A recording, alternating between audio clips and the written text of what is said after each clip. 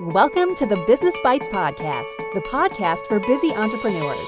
Whether you're an online entrepreneur or seeking after brick and mortar success, this podcast brings you quick bites of content so you can learn and grow anywhere you are.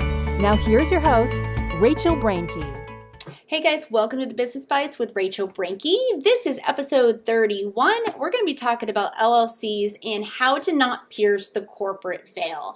Some of this translates over to corporations as well, but I'm focused primarily on LLCs because if you heard the last episode, episode 31, which you can find at rachelbrainke.com/EPI31, I talked about the business entities, did a little 101 crash course for entrepreneurs, and now I really want to dig a little bit more into LLCs. Because I feel like limited liability companies, or LLCs as I'm going to refer to it, are really one of the best business structures for you guys to have the separate liability protection, the two little buckets on the shore. If you don't know what I'm talking about, you need to go listen to that episode. But it's going to allow you to have this peace of mind, this separate bucket liability protection, lend some professionalism. It just does a lot of things to really help your business. Can also put you into some options for tax elections that give you some tax benefits as well. But for this episode and this quick bite, I just wanted to talk to you guys a little bit on how to set up the LLC, then also some of the top ways to not pierce the corporate veil. None of this substitutes for legal advice. This is what I do on a regular basis. I tell all of my clients, but I'm not going to be able to give you specific examples because we're not sitting one-to-one in front of each other in our office. In fact, I'm sitting by myself in my office, a little lonely today, so that's why I'm talking to you guys. So how to set up an LLC, get out your pen and paper. If you have already done this before, please use this as a checklist to make sure that it was done properly, whether you did it yourself or you had an attorney do it. Here's my little soapbox time to tell you, please do not have CPAs filing your business formation documents for you. LLCs, corporations, any of that. They should completely 100% be focused on the tax stuff and not creation of businesses. Not only do they not necessarily understand how to do it, and I get that filing papers can be relatively easy, but they are not often credentialed and licensed to be able to do it, which can be an unauthorized practice of law, and they don't often understand and recognize the liability and other things that may come into play or be able to provide you the legal advisement to maintain your separate liability bucket protection and the LLC or corporation protection. All right, so piece of paper out. That was my little soapbox. Let's move in how to set up an LLC. First, I want you guys to choose a name that is not already taken within your state because it's going to get rejected. When you set up a business, whether it's an LLC or a corporation within the state lines, you need to do a business entity search to make sure that no one else is using that name because it will be rejected. The good thing with that also means that when you are set up, it's going to preclude anyone within the state lines from being able to use that same business name as you as well. Now, this is where I can get on my little side note here to tell you. Also, keep in mind, you need to do some trademark searches for the federal trademark through the USPTO office to ensure that you're not infringing on someone else's existing trademark that is federal, which is through all the states. So, let's stop for a second. LLC creation or corporation formation in a state can preclude people from within that state of using the same business name, but it doesn't preclude through the United States. And just because you get approved in your state with a certain name from your LLC or corporation does not mean you're not infringing federally. There are two different search departments that you need to go through, the state one and then the federal trademark as well. So choose the name that's not taken within your state and also do the federal trademark search to ensure that you're not infringing upon anybody else. I actually strongly recommend on the trademark side having an intellectual property attorney. I know of one right here.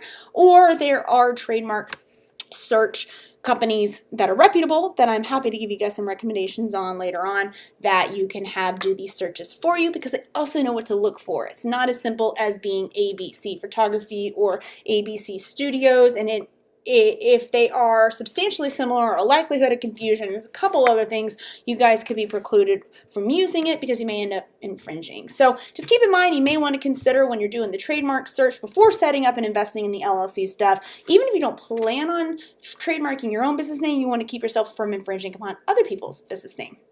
So to actually get set up, this is point number 2, you're going to file what is called the Articles of Organization. Majority of the states already have these in line for you. It really is as simple as filling it out. But there are things that you need to have some legal advisement on. This is where an attorney can come into play. The third point is also to get an operating agreement drafted. Even if, I hope you're listening, even if you are the sole business owner and the only person working within that LLC, you need to get your operating agreement drafted. Okay? Because this we're going to talk about a little bit when we move into the corporate veil and to not pierce that, and I'm going to explain that here in a little bit.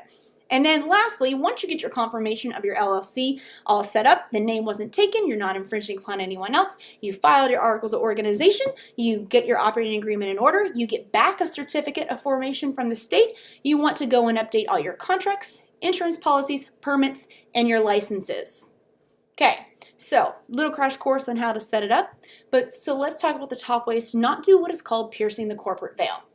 Like we talked about in episode 31, Business Entities 101 for Entrepreneurs, we know that there with an LLC, you get separate bucket liability protection.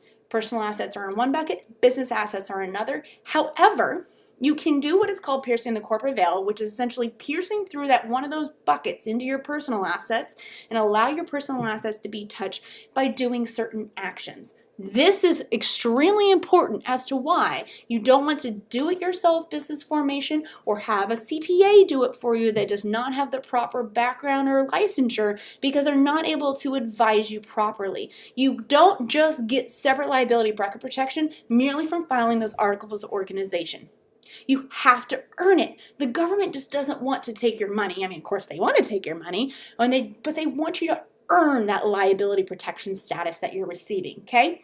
So here's the top ways to not pierce the corporate veil, because if the corporate veil gets pierced, you can be sued personally, you can have your personal assets touched as well as your business assets, and we don't want that to happen, right?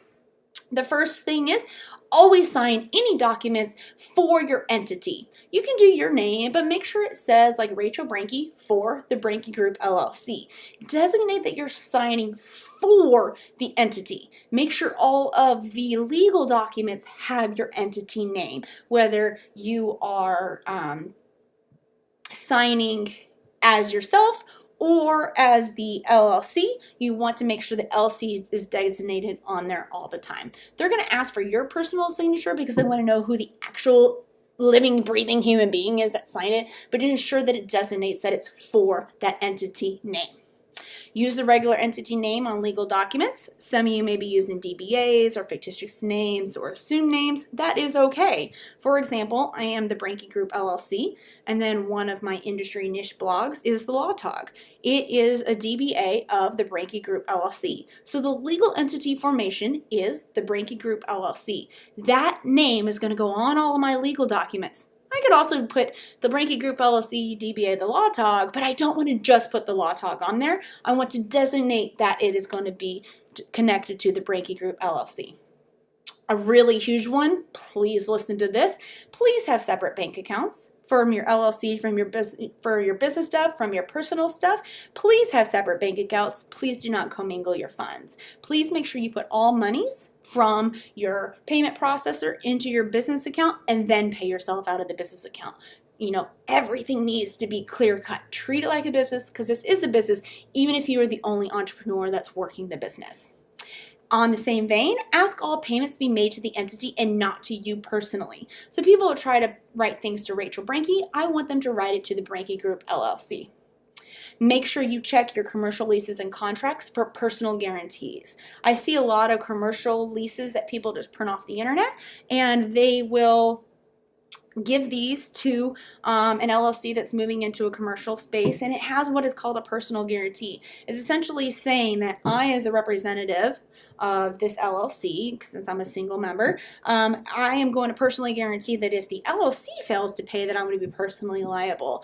That's not necessarily a negative thing. Sometimes landlords just want a second layer of assurance, but I personally would negotiate to take my personal guarantee out of there and only keep it for the LLC on that commercial lease or contract. And last, of course, please ensure, of course, this is not all inclusive, guys. This is just a nice little checklist for you. Have separate insurance accounts. Please do not put your business equipment on your personal equipment policies. Not only will it not be covered, but again, you're starting to blur the lines, blur the buckets. Keep separate insurance accounts and policies for your business entity separate from personal. Anything that you can separate as much as possible. You have to work to have that separate liability bucket protection. So I hope that helped you guys. Little crash course on how to set up the LLC and then some of the top ways to not pierce the corporate veil. If you have any questions, please head over to the Business Bites Facebook group. We'd be more than happy to discuss this a little bit more. Thanks for joining Rachel on this episode of the Business Bites. For show notes, a list of recommended tools, or referenced episodes, you can find them at businessbitespodcast.com. Until next time.